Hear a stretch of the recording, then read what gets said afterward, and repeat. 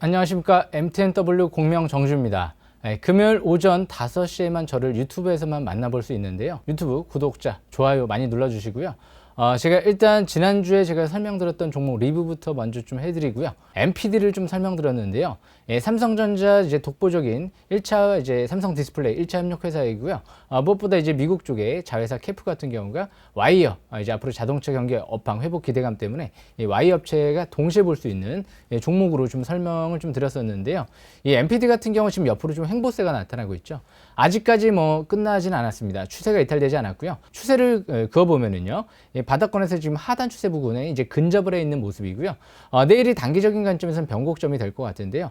거래량이 지금 터지지 않은 상태에서 옆으로 횡보세가 이어지고 있기 때문에 역시 주봉 차트를 본다라고 해도 이미 중기 쌍바닥 패턴이 형성되고 이번 주 숨고르기 국면 속에서 다음 주 MACD 같은 경우가 빨갛게 상승 기조로 전환되느냐 이 부분이 일단 중요할 것 같습니다. 그래서 이번 주 이후에 역시 다음 주 확인 매매 전략이 좀 필요할 것 같고요.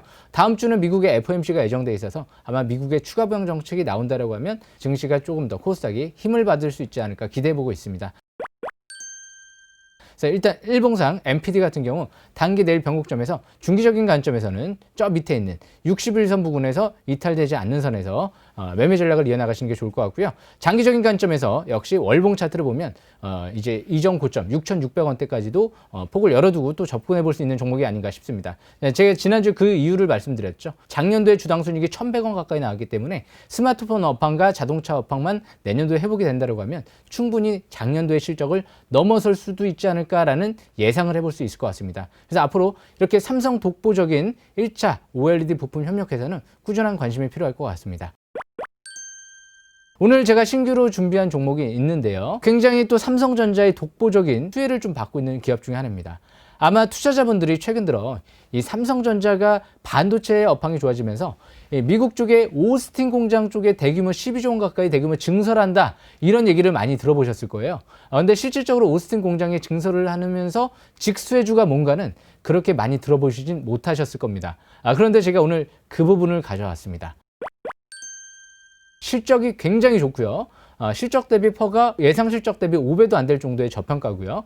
PBR도 0.67배밖에 안 될 정도의 저평가고요. 재무 상태도 굉장히 우량한 상태에서 올 초에 대규모 시설 투자를 한 기업이기 때문에 굉장히 좋은 기업이다라는 관점에서 해석하시면 될 것 같습니다. 그 종목은요. 한양 ENG란 종목입니다. 이 한양 ENG 같은 경우는요. 올해 상반기 3분기까지 주당 순이익이 2,800원 가까이 나올 정도로 올해 만약에 3,000원이 넘어갈 가능성이 상당히 높아 보이는데요.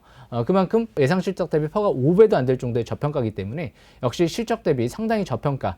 거기다가 이제 클린룸 이제 제조업체 중에서도 올 초에 시설 투자를 320억 가까이 했기 때문에 이제 그 부분이 중요합니다. 차트를 보면서 설명 드려보겠습니다. 최근 들어 이 721선 부근에서 돌파가 이뤄지고 나서 지지를 받고 그리고 상승세가 이뤄지고 있죠. 꽤 올라오긴 했지만 아직도 저평가 국면에 있고요. 제가 항상 바닥권에서 싹쓸이한다 이런 표현을 많이 하는데요. 721선 돌파하기 전에 그럴 때가 굉장히 중요한 위치고요. 돌파, 지지받고 첫 5일선 회복하는 국면이 굉장히 또 중요한 구간입니다. 그래서 어떻게 보면 이제 매수권은 이 721선 돌파는 이때 스토캐스틱 지표가 터닝하는 2020년도 11월 9일이었다 이렇게 볼 수 있고요. 그리고 2020년도 12월 4일이었다 이렇게 볼 수가 있죠. 그리고 나서 정고점을 뚫었기 때문에 추가 반등을 기대하는 건데 하지만 아직까지 그렇게 아까 말씀드린 대로 고평가되어 있지 않기 때문에 다시 이전 고점을 돌파했으면 그 라인대가 지지권이 되는 거죠. 14,000원대 초반대 부근을 약간 지지권이고 신규 매수권으로 볼 수 있는 구간이다. 이렇게 보시면 될 것 같고요. 중기 지지권, 손절 라인은 13,000원대 부근으로 보시면 될 것 같습니다. 그래서 이 종목 장기적인 관점에서 월봉상 2018년도 때 6월달 고점이 19,000원대 부근이었죠. 그 부분까지도 목표가를 열어두고 접근하시면 유리할 것 같습니다. 제가 아까 삼성전자 쪽에 오스틴 공장 쪽에 이제 수혜주라고 말씀드렸는데요. 올 초에 이제 공시 내용을 보면은요. 한양 ENG 같은 경우 시설 투자를 대규모로 하는 모습이 나타났는데요. 시설 투자를 올 초에 329억 정도 했죠. 그만큼 미국 시장 개척 기반 마련을 위해서 유상증자를 참여했다. 그것도 3자 배정 유상증자를 참여했다.